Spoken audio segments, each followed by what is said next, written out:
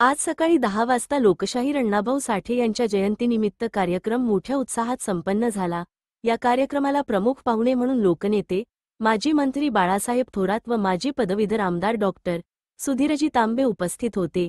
यावेळी विशेष उपस्थिती होती बाबा खरात, ज्ञानेश्वर राक्षे, अमर कतारी, विश्वास मुर्तडक, गोरख अरगडे तसेच महाविकास आघाडीचे सर्व कार्यकर्ते मोठ्या संख्येने उपस्थित होते। कार्यक्रमात अण्णाभाऊंच्या विचारांचे स्मरण करून त्यांच्या साहित्य व गीतांनी समाजात दिलेल्या परिवर्तनाचा संदेश अधोरेखित करण्यात आला। समाजातील ऐक्य, समानता आणि प्रबोधनासाठी त्यांनी दाखवून दिलेला मार्ग आजही समाजाला दिशा देत असल्याचे यावेळी मान्यवरांनी सांगितले। प्रतिनिधी जयसिंग दुधे, संगमनेर। सहर्ष स्वागत करताचे थोर सुपुत्र लोकशाहीर साहित्यरत्न अण्णाभाऊ साठे यांच्या 105व्या जयंतीच्या निमित्ताने त्यांना अभिवादन करण्यासाठी या ठिकाणी आपण सर्वजण उपस्थित आहोत।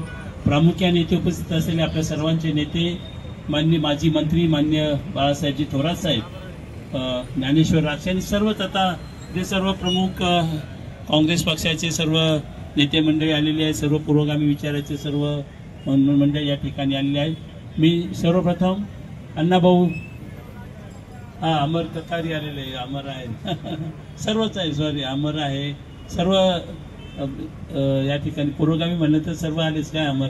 तर इथे आपण अण्णाभाऊ साठे यांना मी त्यांना नमन करतो, कोटी कोटी प्रणाम करतो। आणि आता बाबा खरात यांनी जे गीत गायलं ते सर्वांनी आपल्या हृदयावर कोरलं पाहिजे मित्रांनो। अण्णाभाऊ साठे, बाबासाहेब आंबेडकर, छत्रपती शिवाजी महाराज, शाहू महाराज, महात्मा ज्योतिराव फुले, सावित्री फुले हे केवळ आपल्या हृदयात असून चालणार नाही। त्यांचे केवळ जयंती उत्सव केले, मोठ्या मिरवणुका काढल्या म्हणजे आपलं कर्तव्य संपलं असं जर आपण समजत असू तर आपण अत्यंत चूक त्या ठिकाणी करत आहोत। अण्णाभाऊ साठे हे आपल्या कृतीमध्ये आले पाहिजे। ज्याप्रमाणे ते आपल्या हृदयात आहेत त्यांना आपण त्या ठिकाणी देवस्थानी मानतो, त्याचप्रमाणे ते आपल्या कृतीमध्ये असले पाहिजे, आपल्या ॲक्शनमध्ये असले पाहिजे। मग बाबा खरातांनी सांगितलेलं गीत जे आहे की इथल्या धर्मव्यवस्थेने, इथल्या अर्थव्यवस्थेने या इतक्या गरीब माणसाला पिढ्याने पिढ्या पिचलेले आणि आजही पिचले जात आहोत। फक्त जाणीव जर आपण विसरलो, असं म्हणतात बाबासाहेब आंबेडकर म्हणायचे की गुलामाला त्याच्या गुलामीची जाणीव झाल्याशिवाय तो बंड करून उठणार नाही। आणि मग पहिलं तर आपल्याला या गोष्टीची जाणीव झाली पाहिजे की आजही अनेक गोष्टीमध्ये या ठिकाणी समता आपल्याला नाकारली जाते। राज्यघटनेची रोज पायमल्ली या ठिकाणी होते। मग अण्णाभाऊंचा विचार घेऊन आपण या राज्यघटनेच्या विरुद्ध लढणार की नाही लढणार हा खऱ्या अर्थाने प्रश्न आहे। आणि म्हणून राज्यघटनेचा बचाव करणं हे आपल्या सर्वांचं कर्तव्य आहे, कारण राज्यघटनेच्या माध्यमातून या देशामध्ये आपल्याला असलेली लोकशाही आणि राज्यघटना यांना वाचवणे आपला विशेषतः दलित समाजासाठी, पीडित समाजासाठी, शोषित समाजासाठी हे अत्यंत महत्वाचं आहे। आणि म्हणून आपण अण्णाभाऊंना स्मरण करत असताना, त्यांना प्रणाम करत असताना अशी आपण शपथ घेऊया की लोकशाहीची जी मूल्य आहेत, स्वातंत्र्य, समता आणि बंधुता याचं आपण प्राणपणाने रक्षण करूया। मला असं वाटतं की अण्णाभाऊंना केलेले सर्वात मोठं अभिवादन ठरेल असे मला या ठिकाणी वाटतं।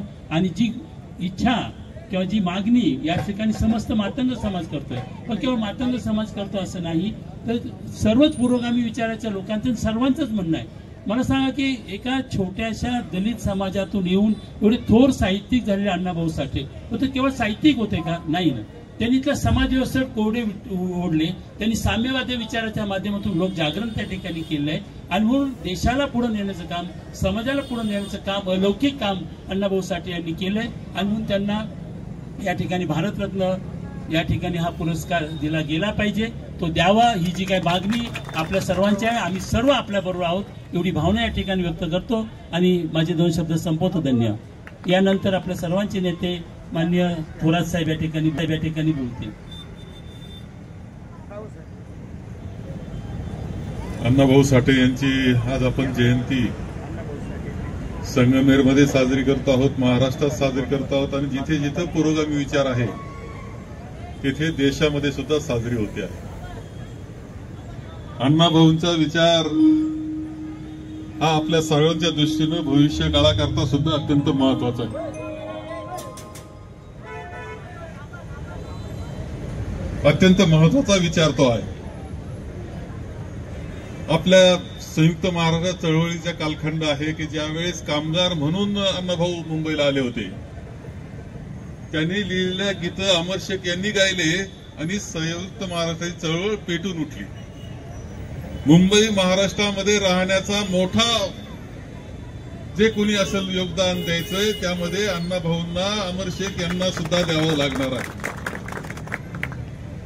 आज 5वी जयंती आपण साजरी करत आहोत. स्वराज्य हा माझा जन्मसिद्ध हक्क आहे, तो मी मिळवणारच असे सांगणारे लोकमान्य बाळ गंगाधर टिळक यांची देखील या ठिकाणी पुण्यतिथी आहे. या दोघांनाही एकल मातंग समाजाच्या वतीनं अभिवादन करतो. आणि खऱ्या अर्थाने आज आपण प्रगतीकडे झेपावत आहे, परंतु माणसाची मानसिकता मात्र अजूनही बदललेली नाही. देश बदलत चाललाय, पण मानसिकता आहे तिथंच आहे. काळानुसार देश बदलला आहे, मात्र माणूस आहे त्याच ठिकाणी आहे. कोणत्याही जाती धर्मावरच्या लोकांवर अन्याय झाला तर त्याविरुद्ध आवाज उठवला पाहिजे. अन्याय विरुद्ध आवाज उठवणं हे माणूसपणाचं लक्षण आहे. आपल्या सर्वांचे मार्गदर्शक अण्णाभाऊ साठे यांनी आयुष्यभर खूप खस्ता खाल्ल्या, अडचणीमध्ये दिवस काढले, कष्टामध्ये दिवस काढले. बऱ्यापैकी घर देखील त्यांना राहायला नव्हतं, पण असं असताना त्यांनी भविष्याचा वेध घेऊन माझ्या समाजासाठी मला काय करता येईल हा सातत्याने विचार करून लेखणीच्या आधारे इतकं मोठं समग्र साहित्य लिहिलं की ज्या साहित्याची नोंद पुणे विद्यापीठामध्ये फकीर नावाच्या कादंबरीला MA चे विद्यार्थी अभ्यास म्हणून करतायत. हा माणूस साधा सुद्धा नव्हता, ती एक व्यक्ती नव्हती, तर विचार म्हणून आज आपल्या समोर या ठिकाणी आहेत. आणि इथं अनेक आमचे मातंग समाजाचे युवक कार्यकर्ते आहेत. फक्त आपण इथं जयंती साजरी करून थांबायचं नाही, तर त्यांचा विचार घेऊन आपल्या समाजामध्ये एक परिवर्तनाची लाट कशी येईल, समाजामध्ये शिक्षणाचा प्रवाह कसा वाढत जाईल, या दृष्टिकोनातून देखील या ठिकाणी आपण प्रयत्न केला पाहिजे. लोकशाहीर अण्णाभाऊ साठे नेहमी म्हणायचे की पृथ्वी ही शेष नागाच्या मस्तकावर उभी नसून श्रमिकाच्या तळहातावर उभारलेली आहे. आणि म्हणून कष्टकऱ्यांचा आवाज हा खऱ्या अर्थाने अण्णाभाऊ साठे यांनी, मगाशीच माझे मित्र आदरणीय समाजभूषण आपले आल्हाद सर, DK जाधव सर आणि आमचे डॉक्टर राक्षी सातत्याने सांगत असतात की अण्णाभाऊ साठे यांच्याजवळ खूप समग्र साहित्य होतं. त्या साहित्याच्या माध्यमातून त्यांनी लोकांचं प्रबोधन केलं. मग गण असेल, गवळण असेल, पथनाट्य असेल, कादंबऱ्या असतील, या सर्वांच्या माध्यमातून लोकजागृतीचं काम त्यांनी आयुष्यभर या ठिकाणी त्यांनी केलेलं आहे. माणसाला माणसासारखं जगू द्या हे आपल्या अपेक्षेसह आपण आलात. पुन्हा एकदा आपल्या सर्वांचे धन्यवाद.